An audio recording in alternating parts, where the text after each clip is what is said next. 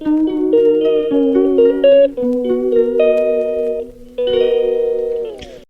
Everyone, तो सभी को करवा चौथ की बहुत बहुत सारी शुभकामनाएं। तो गाइज़, आज जो ब्लॉग की शुरुआत हो रही है वो अभी 4 बजे से शुरू हो रही है और मैं अभी थोड़ा बहुत रेडी हो गई हूँ और यहाँ पे कुछ बना रही थी मैं। फिर उसके बाद हस्बैंड को मैंने बोला कि आरुषि को नहला दो, तो उन्होंने नहला दिया। फिर मैं यहाँ पे पूजा पाठ का मतलब अपना मंडल बिठाने लग पड़ी यहाँ पे। और अभी इस बार मम्मी मेरे साथ नहीं है, तो मम्मी होती तो मम्मी मेरे को सारी चीज़ें बताती रहती है और मैं करती रहती हूँ। तो यहाँ पे पूजा पाठ कर लिया मैंने, पूजा पाठ नहीं सॉरी, अपना मंडल बिठा दिया यहाँ पे अच्छे से। और पहले तो मुझे समझ नहीं आ रहा था कौन सी चीज़ कहाँ पे रखनी है, कौन सी चीज़ कहाँ नहीं रखनी है। फिर ऐसे ऐसे करके अपनी पूजा की थाली भी तैयार किया, फूल वगैरह तोड़ा और वहाँ पे रख दिया। फिर थोड़ा बहुत समझ भी आ रहा था कि मैंने क्या क्या चीज़ कहाँ रखनी है और कौन सी चीज़ कहाँ रखनी है। तो सारी चीज़ें रखी और हस्बैंड को भी पता नहीं लगा कि भाई फ़ोन कैसे पकड़ना है। तो उन्होंने जैसे नॉर्मल वीडियो के लिए हम बनाते हैं मतलब फ़ोन पकड़ते हैं, वैसा ही इन्होंने पकड़ा हुआ है और अब ये सीधा खड़ा होकर वीडियो बना हुआ है। तो कोई बात नहीं, आप लोग एंजॉय कीजिए। फिर मैंने यहाँ पे जैसे तैसे करके अपना पूरा मंडल तैयार किया और कुछ इस तरीके से मैंने सारा सामान विधि अनुसार रख दिया। और यहाँ पे अभी क्या था ना, जगह बहुत कम था, तो इसलिए मैंने किचन शेल्फ के ऊपर ही अपना मंडल जो है साथ में ही रख दिया, अच्छे से पोछा वगैरह करवाया, फिर वहीं पे रख दिया। फिर यहाँ पे मैंने बनाया सेमियाँ जो प्रसाद में चढ़ाऊँगी मैं यहाँ पे। और ये बनाने के बाद हस्बैंड अपने फ़ोन पे इतने मगन थे कि मेरी बात सुन ही नहीं रहे थे। फिर मैंने प्रसाद बनाया, फिर हस्बैंड को खींच के ले गई कि चलो हमारे साथ फ़ोटो निकालने। भाई करवा चौथ है, करवा चौथ पे फ़ोटो तो बनता है, तो थोड़े बहुत पोज़ मारे यहाँ पे टेढ़े मेढ़े। और फिर उसके बाद सीधे शाम को ही मैंने ब्लॉग शूट किया, रात कब होगी पता ही नहीं लगा।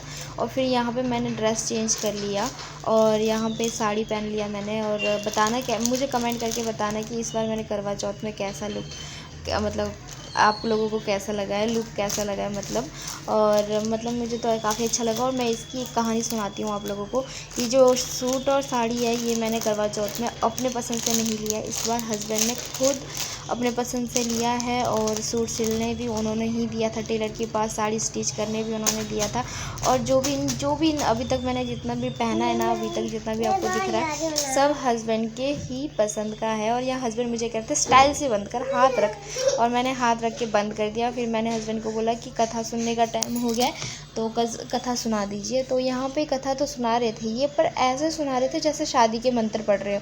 फिर मैंने इनको यहाँ पे मैंने बोला कि आराम आराम से बोलो ताकि मुझे समझ आए कि आप क्या सुना रहे हो। कथा सुनाने का मतलब होता है कि सामने वाले बंदे को समझ आओ, और यहाँ पे मैंने बोल दिया कि आराम से सुनाओ। और फिर मैंने यहाँ पे कथा वगैरह सुना, और कथा सुनने के बाद यहाँ पे थोड़ा बहुत मैं पोज़ मार रही थी। तो यहाँ पे हस्बैंड ने सोचा कि मैं फ़ोटो लेने वाली हूँ, तो हस्बैंड देखिए जैसे कैमरा घूम रहा है तो उस तरफ को ये घूम रहे हैं। और मुझे काफ़ी ज़्यादा हंसी आई कि ये कि कैमरे के सामने ऐसे घूम रहे हैं। और मतलब उन्होंने सोचा था कि मैं फ़ोटो ले रही हूँ, पर फ़ोटो नहीं ले रही थी, मैं वीडियो बना रही थी। मैंने यहाँ पे कुछ बोलना था बट पता नहीं क्या बोलने वाली थी, पता नहीं। फिर उसके बाद मैंने ये वाले ड्रेस के साथ और हस्बैंड ने ये वाले ड्रेस के साथ हम दोनों ने थोड़े बहुत पोज़ मारे, क्योंकि चाँद निकलने का टाइम हो रहा था, तो हमने सोचा थोड़ा बहुत फ़ोटो ही लिया जाए। और फिर उतने में चाँद भी निकल आया। तो चाँद इस तरीके से अजीब सी जगह में निकला था जहाँ पे हमारे को दिख ही नहीं रहा था। और कई तो ऐसे कि टॉयलेट के बाथरूम के ऊपर चढ़ के उन्होंने चाँद देख लिया, और कई तो यहाँ पे इंतज़ार करते रह गए। वो देखिए कई तो पूजा करके बैठे, वो कई उस साइड बिल्डिंगों में पूजा कर लिया है। और ये जो बिल्डिंग है ना, यहाँ पे दिल्ली की जो ये वाली गली है काफ़ी भीड़ भड़ाका वाली गली है, तो यहाँ पे कई बिल्डिंग छोटी है, कई बिल्डिंग बड़ी है, तो उनकी वजह से चाँद भी सही तरीके से दिख नहीं रहा था। और यहाँ पे मैं भी इंतज़ार करी थी, क्योंकि मुझे भूख तो नहीं लगी थी पर बहुत ज़्यादा प्यास लगी थी और बहुत ज़्यादा गर्मी लगी थी, क्योंकि साड़ी पहना था और हमारे को सूट पहनने की आदत है, तो साड़ी पहनने की आदत नहीं है।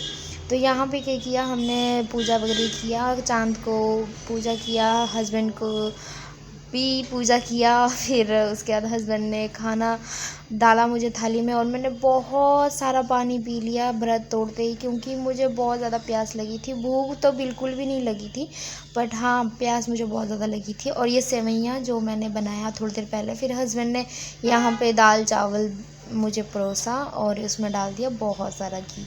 बोला दिन भर भूखी है तो कुछ ताकत वाली चीज़ भी खा लो, तो इसलिए उन्होंने घी डाल दिया और पहले मैंने सबसे पहले अपना मुंह मीठा किया सेवइयाँ से, क्योंकि ये प्रसाद के तौर पे बनता है। तो ये सबसे पहले व्रत तोड़ने के बाद यही खाना शुभ माना जाता है।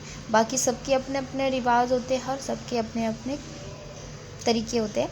तो ये सारी चीज़ें मैं खुद फॉलो करती हूँ और काफ़ी लोग भी फॉलो करते हैं। तो उसके बाद हम मतलब मेरी शादी के इतने साल बाद पहला करवा चौथ है जो मैं हस्बैंड के साथ में ही मतलब मनाया हमने, क्योंकि इतने साल में अब जाके पहली बार मतलब 2 बच्चे होने के बाद भी हमने आज तक कभी करवा चौथ साथ में नहीं किया था, मतलब मनाया नहीं था। और इस बार हमने साथ में मनाया और हस्बैंड ने अपने हाथों से प्यार से खाना खिलाया। फिर उन्होंने बोला कि दिन भर तू भूखी है, कुछ खाने का चटपटा खाने का भी मन कर रहा होगा तेरा, तो चल बाहर चलते हैं। फिर खाना खाने के बाद हम बाहर चले गए, पानी पूरी खिलाया उन्होंने। और यहाँ पे सभी रेडी वाले जो भी थे वो सारे बंद करके अपने अपने घर चले गए थे। और ये भैया एक थे यहाँ पे, तो इनके पास हम जल्दी जल्दी से आए और यहाँ पे पानी पूरी खाया और बहुत मज़ा आया खाने को, क्योंकि सब पूरा दिन भर भूखे रहते हैं तो रात को अच्छे से खाना भी नहीं खाया जाता है।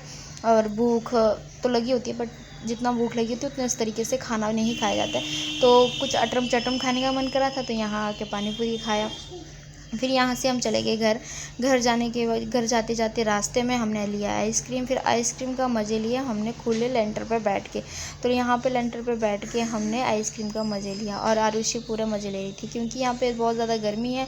तो अंदर कमरे में बैठने पे ऐसे घुटन सा महसूस हो रहा था। फिर मैंने यहाँ पे क्या किया, सभी श्रृंगार जो भी था मेरा सब कुछ खोल दिया, सिर्फ मंगलसूत्र को छोड़ के, और यहाँ पे बैठ गई आइसक्रीम खाने। और इतनी गर्मी थी ना, देखो बैठे बैठे भी पसीना आ रहा है मुझे।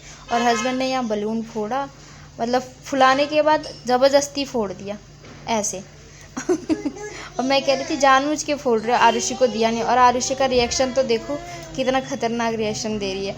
फिर उसके बाद हस्बैंड ने ये एक और बलून फोड़ा नहीं, फुलाया, फिर आरुषि के पास दे दिया। और ऐसे ऐसे करके आज का दिन ऐसे ही बीत गया। तो आई होप कि आपको अच्छा लगा होगा।